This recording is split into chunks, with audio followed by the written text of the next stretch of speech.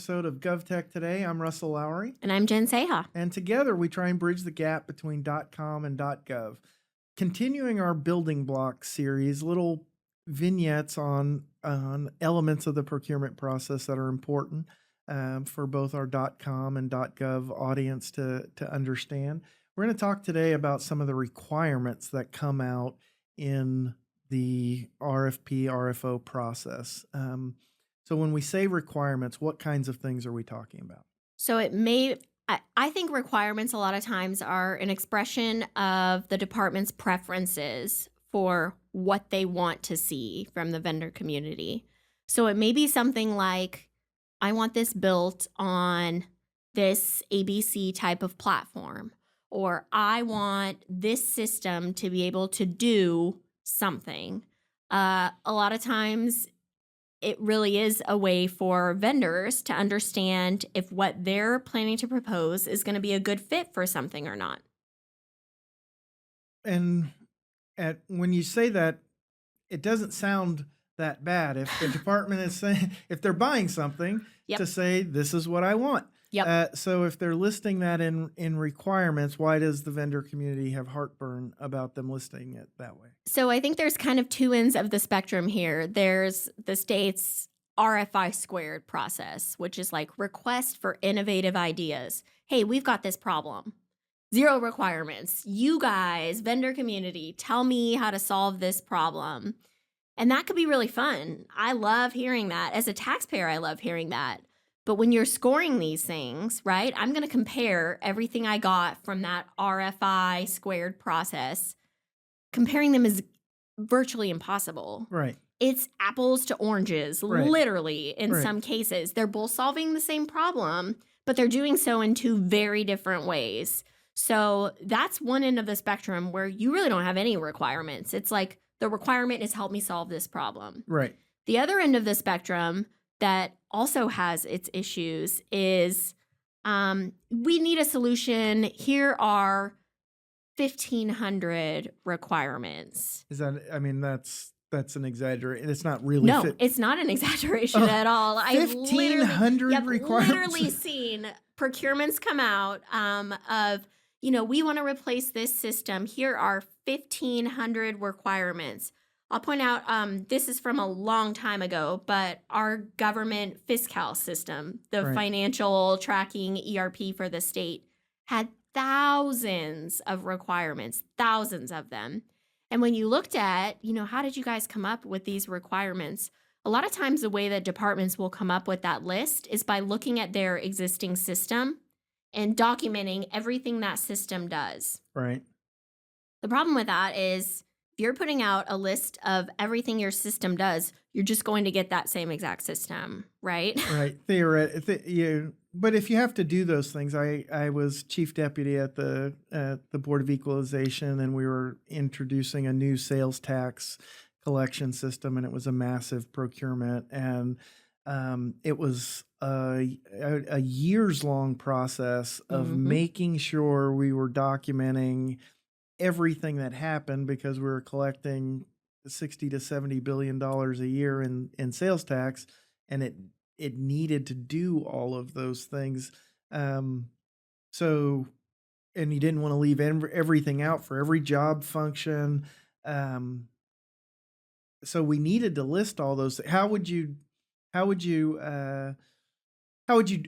the other way of doing it? What's the alternative to doing that? If I certainly think you have to list everything that you need that system to do. Okay. But when I'm seeing thousands and thousands of requirements, you're just micromanaging it at this point. You're micro-solutioning it. And from a vendor community, so like take off your BOE hat and put on your vendor hat. Right. You see that procurement come out with, 2,000 requirements. What's the first thing you think of? That they've got a vendor in mind. This is wired, right? Right. Like someone helped them write this. Someone helped them write this. Someone handed them a set and said, our solution does these. Our solution is the best solution. Here's everything it does. And then they transmit that. And if you don't recognize your system in those requirements, then you don't you don't bother bidding, or you give it a half-hearted effort, or maybe the state's not getting the best possible Which, offer.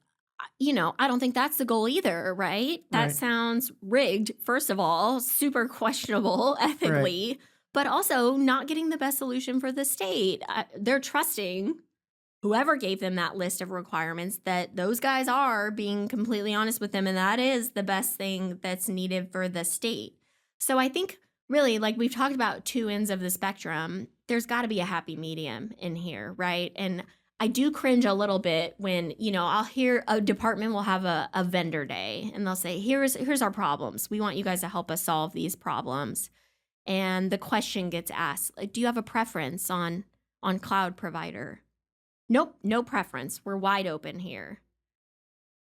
Russell, we've worked in technology. Yeah, you don't have budget for cloud migration, and Right? you've got an existing cloud provider for some segment, and a well-resourced professional with consultants and deep pockets is going to research all of that. Yeah, let's be honest. You absolutely have a preference for a cloud provider. It's whatever provider you're already hosting all of your stuff on already. Right.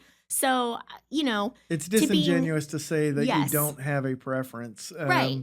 And I mean, I get why they're doing that. No one wants to pick favorites, but at some point, like, we have to be open and honest about this.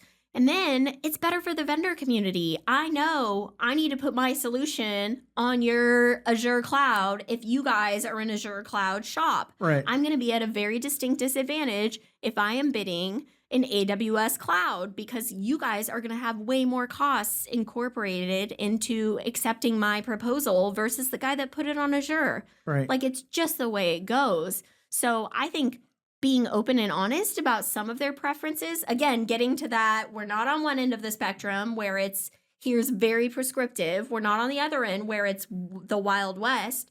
It's somewhere in between. Hey, we have this kind of cloud already internally, or we've built systems. We've built a ton of systems already on Oracle. So we'll probably look more favorably on yours if you can align with our current systems. So when you think of a good requirement versus a bad requirement, you're thinking a good requirement describes the problem that you're trying to solve, and it has to accomplish this thing. Whereas a bad requirement is it has to accomplish this thing this way. Right. And the more prescriptive the how you solve the problem is, and the number of those things stacking up means you're going to get a less innovative, more expensive, or less responsive bidding community. You're restricting your bidding pool is exactly what you're doing. The more requirements you put, this is general. This is like Procurement 101 generally. The more requirements, the more restrictive you're being with the amount of vendors that are willing or able to bid on your solutions. If I leave some of those solutions out, if I had 1,500 and I put in 1,000, and then the project gets built and I need some of those other 500 things that I listed that I thought would be included in the 1,000, but they're not there. Doesn't that set up contention between the bidder and the agency? But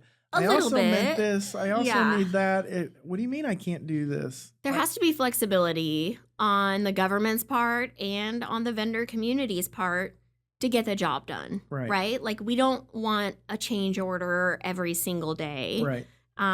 We've met the requirements that you put out, but the more and more that we evolve as a technology consuming government, the more we're being able to iterate with processes too, right? So, hey, those were my requirements 5 years ago.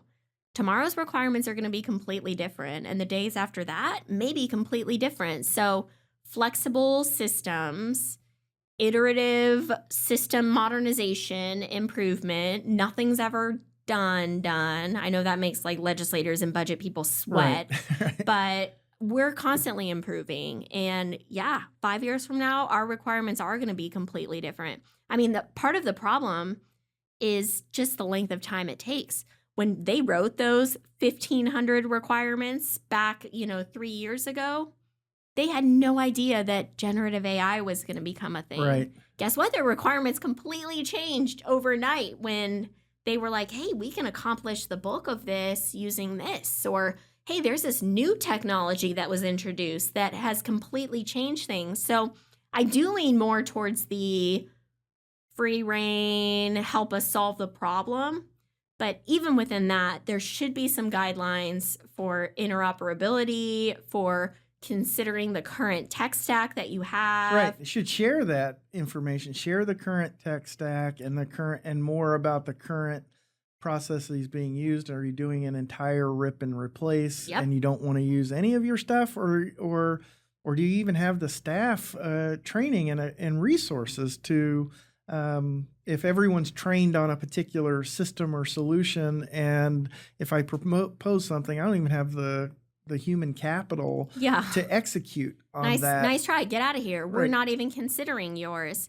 And I nice think that to know that. it'd be super nice to know it. And I think it's another area where small businesses are at a disadvantage, because the sophisticated businesses out there, this is back to something in our last building block, they know what the tech stacks look like. They know where to look to find what the tech stacks look like. They know the consultants to hire to tell them what the tech stacks look like. So their solutions are going to be aligned to those preferences, those unspoken preferences. Right.